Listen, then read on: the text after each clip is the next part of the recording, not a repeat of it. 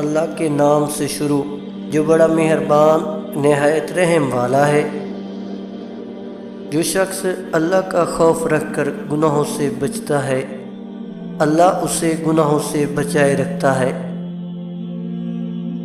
نماز کے لیے وقت نکالو، اللہ تمہاری زندگی سے برا وقت نکال دے گا۔ اور اپنے قصور پر استغفار کرتے رہو، اور صبح و شام اپنے پروردگار کی حمد کے ساتھ تسبیح کرتے رہو۔ رجب ایک عظیم مہینہ ہے جس میں نیکیوں کا ثواب دگنا ہو جاتا ہے اور برائیاں مٹا دی جاتی ہیں۔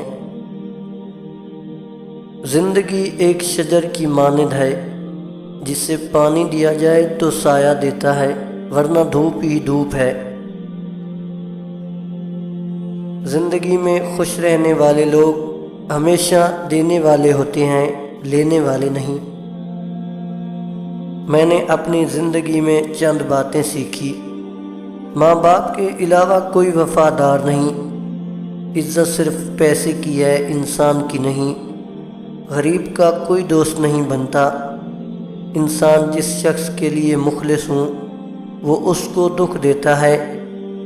لوگ اچھی سیرت کی بجائے اچھی صورت کو ترجیح دیتے ہیں۔ عورت کی میت کو نامحرم نہیں دیکھ سکتا تو زندہ عورت اس جواز کے تحت اپنی نمائش کرتی پھرتی ہے۔ بات کڑوی ضرور ہے مگر قابل غور ہے۔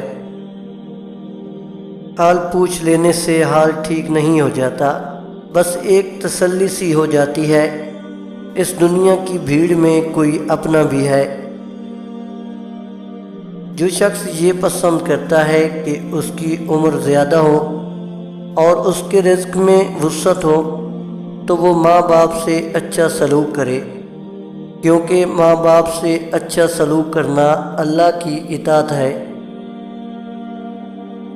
تم میں سے کوئی شخص موت کی آرزو نہ کرے، اگر وہ نیک ہے تو ممکن ہے نیکیاں اور زیادہ ہوں، اگر برا ہے تو ممکن ہے اس سے توبہ کر لے۔ جب گھریلو فیصلے کے لیے باہر کے بندے کی ضرورت پڑ جائے تو سمجھ لیں آپ کا خاندان تباہ ہو چکا ہے۔ مومن وہ ہوتا ہے جو نیک کام کر کے خوش ہو جاتا ہے، اور جب برا کام کرتا ہے تو استغفار کرتا ہے۔ پرندے جب کھاتے ہیں ان کا سر جھک جاتا ہے، اور جب پانی پیتے ہیں تو ان کی نگاہ آسمان پر اٹھ جاتی ہے۔ یہ عاجزی اور شکر گزاری کی خوبصورت مثال ہے۔ اللہ ہمیں عاجزی شکر گزاری عطا فرمائے، آمین۔